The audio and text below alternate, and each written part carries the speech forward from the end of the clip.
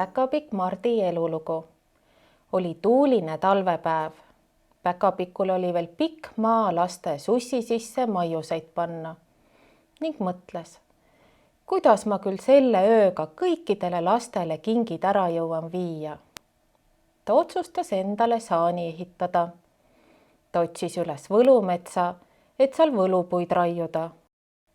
Äkitselt ilmub Päkapikk Priidik.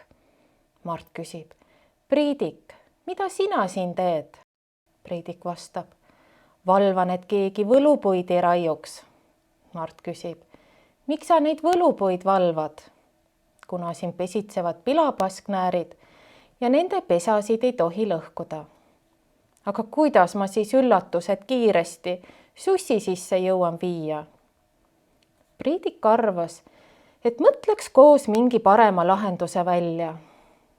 Äkki meenus Priidikule, et jõulumaal on olemas ka võlusussid, millega saab kiiresti ühest kohast teise liikuda. Mõlemal Päkapikul oli hea meel, et linnupesad jäid terveks ja laste sussid said samuti täidetud.